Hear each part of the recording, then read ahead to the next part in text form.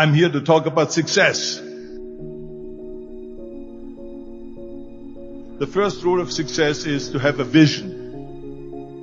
You see, if you don't have a vision of where you go, and if you don't have a goal where you go, you drift around and you never end up anywhere. I mean, as you know, I was born in 1947 in Austria after the Second World War. So I was very fortunate that I stumbled onto my vision. And I didn't really like Austria when I grew up. I couldn't wait to get out of there. I couldn't see myself becoming a farmer or a worker in a factory or anything like that. Even though my parents wanted me to stay there and have a normal life. But that was their vision, not mine. My vision was totally different. I felt that I was born for something special, for something unique, for something big. Then one day I went to school. I remember I was 11 years old. And they showed a documentary about America. There they showed this documentary, the huge skyscrapers, the high-rises, the huge bridges, the 6-lane freeways, and all of this stuff. And I said to myself, that's where I want to be. I don't want to be around here with little farmhouses and these little buildings. I want to be in America. One day after school, I walked by a store in Graz. So I went inside and I looked around, and then I saw a magazine. I saw a bodybuilding magazine that had Reg Park on the cover. Reg Park was then a 3-time Mr. Universe. And I saw him on the big screen as Hercules. I read that and I said to myself, wow, this is the blueprint for my life. This is exactly what I want to do. I want to become a bodybuilding champion just like Reg Park. I want to get into movies just like Reg Park. And I want to make millions of dollars and be rich and famous just like Reg Park. You know how great it felt that I knew where I was going? Imagine the majority of people don't know where they're going. I knew where I was going. That I'm going to become this bodybuilding champion just like him. So it was just a question of how do you do it? I was so relieved because when you have a goal, when you have a vision, everything becomes easy. So people always ask me, when they saw me in the gym in the pumping iron days, they said, why is it that you're working out so hard? 5 hours a day, 6 hours a day, and you have always a smile on your face. And I told people all the time, I said, because to me, I'm shooting for a goal. In front of me is the Mr. Universe title. So every rep that I do gets me closer to accomplishing that goal, to make this goal, this vision turn into reality. Every single set that I do, every repetition, every weight that I lift will get me a step closer to turn this goal into reality. So I couldn't wait to do another 500-pound squat. I couldn't wait to do another 500-pound bench press. I couldn't wait to do another 2,000 reps of sit-ups. I couldn't wait for the next exercise. At the age of 20, I went to London and I won the Mr. Universe contest as the youngest Mr. Universe ever. And it was because I had a goal. So let me tell you something, visualizing your goal and going after it makes it fun. You've got to have a purpose no matter what you do in life. You've got to have a purpose. 74% hate their job in America. Now this is not much different when you come to Europe. The majority of people don't like what they're doing. Because they're really not doing it because they didn't have a goal and they followed this goal. They just aimlessly drift around and then all of a sudden there's a job opening so they get that job. Because you have to work. But then when you work, it's a chore. It's work. It's not fun. So if you think about only a quarter of the people really enjoy what they're doing in life.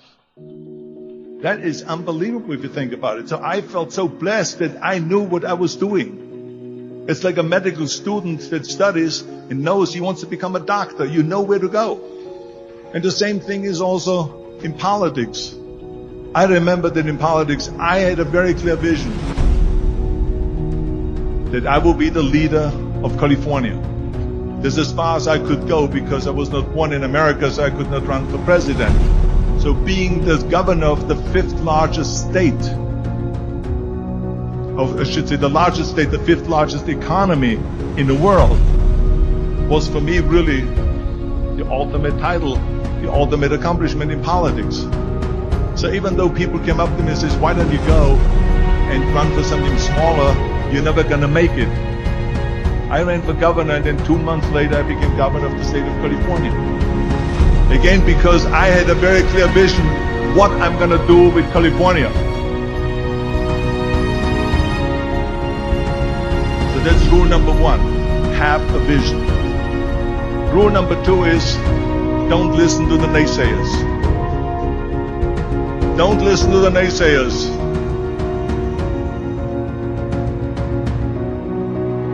Everything I ever did, the thing that I heard out of people's mouth was, that's impossible. That can't be done. Or no.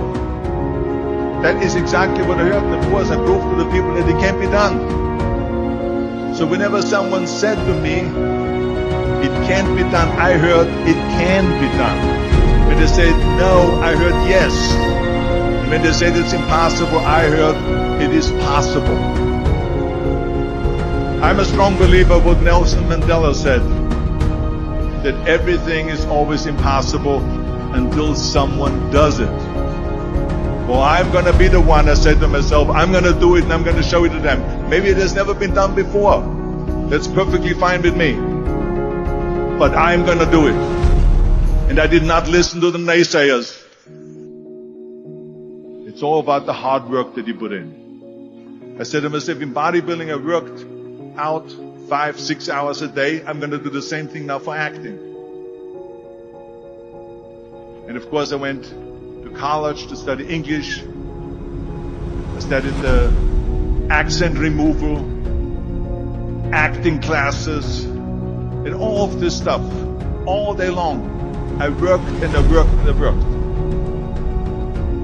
And within a short period of time I made one movie called Hercules in New York, which of course went right into the toilet. But it didn't discourage me. I still had the same vision. And then all of a sudden I did Streets of San Francisco. I did Stay Hungry and Pumping Iron and The Villain. And then all of a sudden I was asked by Dino De Laurentiis, the Universal Studio, to star in Conan the Barbarian. And after I did Conan the Barbarian, the director at the press conference said to the press, the director was John Milius. He said to the press, if we wouldn't have had Arnold, we would have had to build one. So think about that.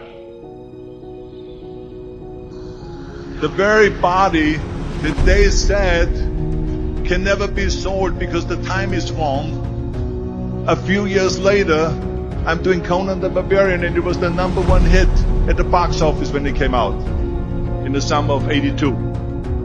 Think about that. And the director says, if we wouldn't have had his body, we would have had to build one. So all of a sudden, my body became an asset, not a liability. And the same thing was with Terminator. After we were finished filming Terminator, Jim Cameron said to the press, if Arnold wouldn't have had that accent and talked like a machine, I think the movie wouldn't have worked. So think about that. The body and the accent that they attacked was an asset. But I didn't listen to those losers. I didn't listen to them at all. It's just the reality of it is that you cannot listen to the naysayers. So this is a very important lesson for all of you. So when someone says, no, this is a stupid idea, you in your mind, you don't have to say it, but in your mind just say this, you think so. What do you know?